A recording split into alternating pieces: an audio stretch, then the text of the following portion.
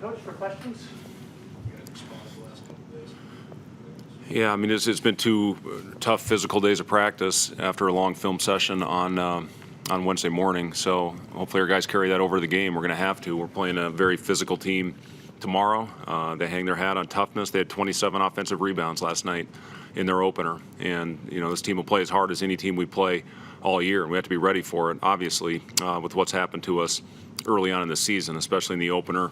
For 16 minutes, we rebounded the ball well. I think we gave up 4 offensive rebounds in the first 16 minutes, and then the floodgates opened. They got 8 to end the half, really set the tone, took the momentum into the second half, and then we couldn't make the right plays down the stretch. We had opportunity to finish it off. Unfortunately, after shooting very well from the line most of the game, we make our free throws, we win that thing, and then we learn from a win as opposed to learning from a very tough defeat. So just got to put it behind us.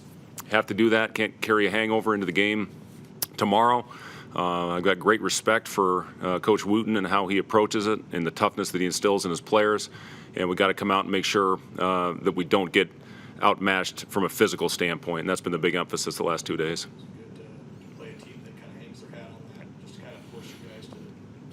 Yeah, in the way they start games, last night I think it was 12-0 right out of the gate. They pressure. They were 12th in the nation last year in steal rate and enforcing turnovers. So that and rebounding. Number 24, who I thought was a key for Western Illinois the other night.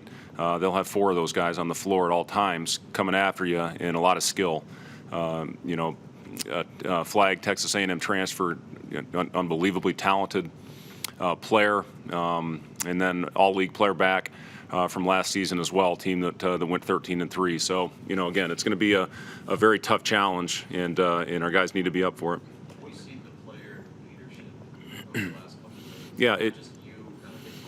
Yeah, it's been good, and it has to be. It has to pick up on the floor when things aren't going well out there. They got to be able to come together and talk to each other and figure things out. And the last 2 days, I've been very pleased with that. Lat and Kobe were back on the practice floor today. Hopefully, we'll have them available in uniform tomorrow, depending on how they respond to a tough day of practice. What makes Sanderson State so good at forcing turnovers? They're so active that they'll pick you up full. They'll sit in their gap. They'll go after the ball. It's really a game we have to make simple plays. If we try to over-penetrate and drive through them, it's going to be a long night. What's your biggest takeaway on the offensive end from watching that film? Message to the team? Well, obviously we've got to move the ball. That's the team that was out there, especially in that first half. I hadn't seen that all year, and then the lights turn on, and we just tried to do things differently. And obviously, that's a message you try to take to your players. Is once you start playing, you just have to fall back on your habits and everything that you've worked on. We went away from that. We had 1 assist in the first half. Second half, even though it wasn't exactly how we wanted it, we still scored 42 points, and I think shot 47%. But we got to get that thing moving. We got to set the tone early with much better movement, ball movement, player movement. He was available, yeah. It's just the decision that we went with. Obviously, he's going to have to keep himself prepared. We've talked to him about that, and to all our players, just about roles early on in the season and how they can change. But, Eduardo absolutely will have to keep himself ready. Obviously it gives us some size out there. You mentioned player movement. What can the guys around the ball handlers do to maybe raise the lanes for ball movement? Well, a lot of it starts just, early in the possession of getting the ball moving. It's getting the ball swung side to side. We just had way too many possessions where that ball didn't shift, and we didn't get the defense, didn't get them shifted at all. So, that's where it starts. We got to get that thing moving. And we had a couple possessions where a defender fell down. We didn't get him the ball. We got to find our shooters in transition. We found CJ once. Alonzo got him, hit a 3 right in front of our bench. But we miss guys, and we have to be able to find CJ, Casey, Lat, all our guys, Bryce, that can knock down shots. We got to be able to find them in transition, and and we obviously didn't get enough of those the other night. What's your early read when you go through the tape with this team on how they sort of take it and then process corrections, how quickly they process? Well, all I can talk about is their attitude on the floor after we went out after the film session, and we always talk about this isn't personal. The film doesn't lie, but it's all about correcting, and it's all about getting better. You can't go out there if you take it personal. you know, you don't have the right team in place. You got to have a group of guys that understand everything in those film sessions is about improving and getting better.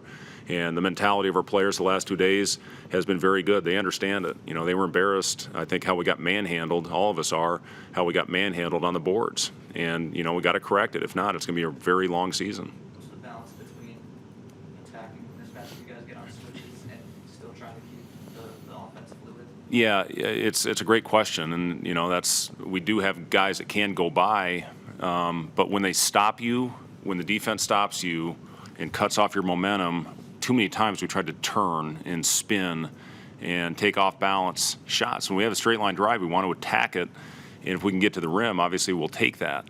But too many times we tried to go over length. You know, they did a good job with their verticality, trying to go through that.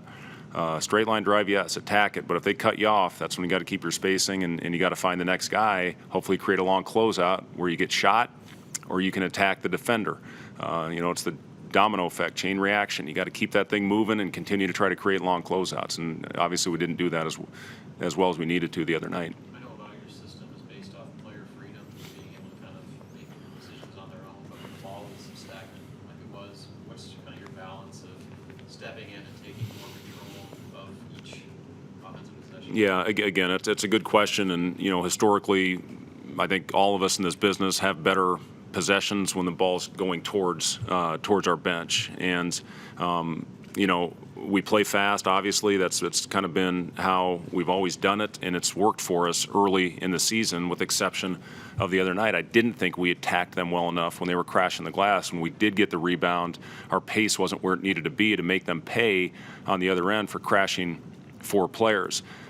When they are back, that's when we need to execute better, and that's on me. That's 100% on me to get us into more execution-type actions. But again, you look at our numbers in the second half, that should be good enough to win. If you can score that and shoot that percentage, you know, you should be able to win games. When players who are around those main ball handlers aren't getting the ball, they're kind of launching more of the play than being part of it. How does that affect the rest of their game? Well, yeah, their frustration can set in when, you know, you have, and again, they did a good job of sticking with our shooters and, you know, forcing us to try to go at them and attack, you know, their switch. But, you know, we have to, again, make better decisions. When we attack and get into the paint, make a kick out, we've got a very, we're shooting a very high percentage and getting good quality possession. You know, when we settled, like I thought we did way too much, especially in that first half, you know, that's where we struggled. And end of game, we actually had pretty good efficiency, with the exception of making our free throws. We just gave up, you know, the big offensive rebound and then the 2 threes at the end of the game that beat us. On defense, how do you guys think you guys are handling the switches, the communication that comes with that? Yeah, you know, obviously it can improve, especially that last possession. We were in a switching defense at that time, and we both ended up going with the ball handler. So we watched it and corrected it. Now it needs to carry over to the game. Thanks, guys. Oh, yeah. We asked about the class. Oh, yeah. Signed 4 guys. You put up a statement about one of them, but collectively, what was kind of the goal of what you wanted to assemble? Yeah, I'm really excited about our group for next year. I think it's a versatile group of players, and I think we're going to add some toughness to our roster. You know, starting with Denham Dawson, who will be here at semester. You know, the thing that I love about him is his just overall throwback player mentality. He's a great talker, communicator. I fell in love with him when I went out and watched him in LA when the recruiting period opened in September. And just his willingness to defend and talk to his teammates and make the right play. Tremendous athlete that can finish above the rim, plays above the rim, and a guy that can make shots. So I'm really excited about bringing Denham into our program here in a couple months. You know, as far as Blaze Cada, he's, you know, #1 junior college player. Will add physicality on the inside for us. Won a national championship at Coffeyville last year. Brings a winning pedigree and a kick that can really rebound the ball. Great hands and a very good finisher around the basket. Jamarcus Lawrence is just a knockdown shooter. I love his shooting stroke. It's not all he is. He's a complete player. Can put the ball on the floor. He's done really good in their preseason, kind of off-season, and watching the highlights and in his early season games. You know, but a guy that can really stretch the floor and space the floor.